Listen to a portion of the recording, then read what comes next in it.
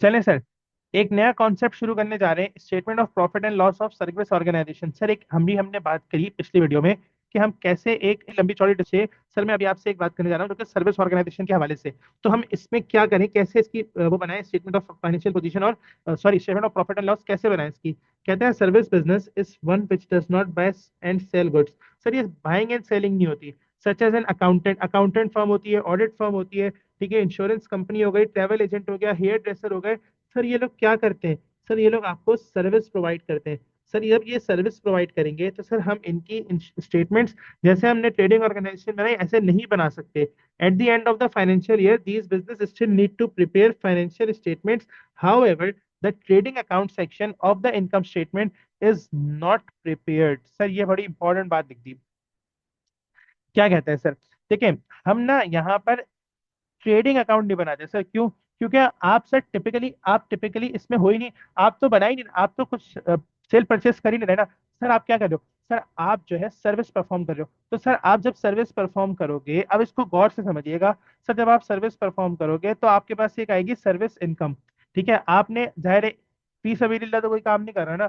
Sir एक बंदा जब सर्विस परफॉर्म करेगा तो उसके पास सर्विस इनकम आएगी। ठीक है, कोई बात, जैसे अकाउंटेंट है, अकाउंटेंट जाकर किसी भी कंपनी में वहां पर ऑडिट फर्म होती है, जब ऑडिट करेंगे आप जाकर तो जाहिर है आपको इनकम मिलेगी। इंश्योरेंस कंपनी है वो उसके अगेंस्ट सर्विस इनकम रिसीव करती है, ट्रैवल एजेंट है वो इनकम रिसीव करता है। सर वो अपनी सर्विस इनकम लेके आएंगे। सर मैं इसको बना के दिखा देता हूँ इस तरह से, देखें।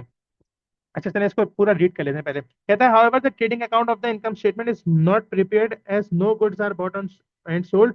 Only the profit and loss section of the income statement and statement of financial position are prepared. जाहिर है सर, अगर अभी हम कॉल सेंटर की एग्जांपल ले रहे थे, अभी हम बात कर रहे थे कॉल सेंटर की, तो सर उस कॉल सेंटर में जाहिर है कंप्यूटर्स होंगे, वो आपके एसेट हैं, उसको दिखाएंगे ना आप अपनी स्टेटमेंट्स में। लेकिन सर वहां पर कोई आपके पास गुड्स सोल्ड एंड परचेज नहीं हो रही। तो आप वहां पर सर्विस इनकम को लेंगे और आप एक्सपेंसेस को लेंगे, जो कि आप जाहिर है जहां पर बैठे हैं वहाँ का इलेक्ट्रिसिटी है, वहाँ का internet expense and so on. तो सर आप उन सारी चीजों को लेकर इनकम स्टेटमेंट बनाएंगे। और वहां पर जो कंप्यूटर्स होंगी, चेयर्स होंगी, सीसीटीवी कैमराज होंगे, लैपटॉप्स होंगे, फर्नीचर्स होगा, सर ये सारी चीजें आपके एसेट्स होंगे, तो ये आपकी बैलेंस शीट में चले जाएंगे। In the income statement all the items of revenue receivable such as fees from client, commission and other income are credited and expenses are debited. ठीक है, जो भी एक्सपेंसेस उसको डेबिट कर देंगे। The statement of financial position is exactly same as the statement of financial statement of a trading business. Sir एक छोटा सा कॉन्सेप्ट है, जल्दी से यहाँ पर स्टेटमेंट्स बना लेते हैं, देखें। यहाँ पर ए बी सी लिख देते हैं, A B C service business. Sir हम बना क्या रहे हैं, सर हम यहाँ बना रहे हैं स्टेटमेंट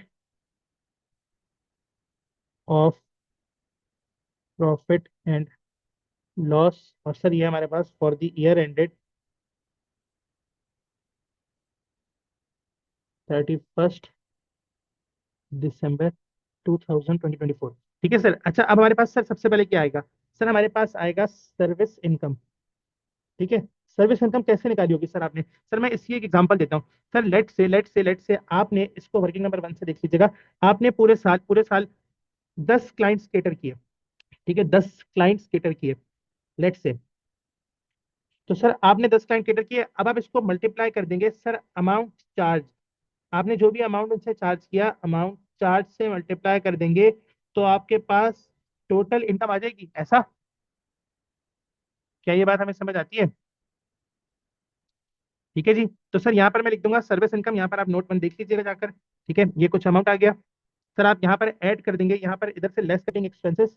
ठीक है सर, अगेन सर यहाँ पर हमारे पास डेप्रीसिएशन वगैरह and so on wages. Wages आ जाएंगी, वेजेस ऑफ वेजेस लिख दें खाली, इतनी डिटेल में जरूरत नहीं है। डेप्रीसिएशन, और हमारे पास रेंट एंड इलेक्ट्रिसिटी में मिला के लिख रहा हूँ, एंड सो ऑन, जो भी हमारे पास एक्सपेंसेस हो सकते हैं। अच्छा यहाँ पर ना याद रखिएगा, सर्विस ऑर्गेनाइजेशन में मोस्टली हमारे पास क्या होता है, सर हमारे पास ना जो लेबर्स होते हैं वो इंपॉर्टेंट होते हैं। जाहिर है वो जाते हैं तो आमतौर पर उनकी उनकी उनकी जो है ना सैलरी बहुत ज्यादा आ जाती है। ठीक है, डेप्रिसिएशन होते हैं जो हमारे पास फिक्सचर्स एंड फिटिंग्स हैं। अगर हम कॉल सेंटर की बात करें तो वहाँ पर जो कंप्यूटर्स वगैरह उनकी डेप्रिसिएशन होगी, रेंट एंड इलेक्ट्रिसिटी होगी, एंड अगर कोई आपने रॉयल्टी वगैरह पे करी तो वो आ जाएगी। ठीक है, एंड हमारे पास जो कुछ भी है वो सारी चीजें आप इसको लिखकर ऐड ऑन कर दीजिएगा। ठीक है, ये सब आप लिखकर इसको लेस कर दें तो हमारे पास आ जाएगा profit for the year. Sir I hope आपको ये समझ में आ रहा होगा। ठीक हो गई बात सर, ये एक बेसिक सा कॉन्सेप्ट था, आई होप ये समझ में आ गया होगा। तो मैं इसको यहीं पर ही रोकता हूँ। Thank you very much for joining. Allah Hafiz sir.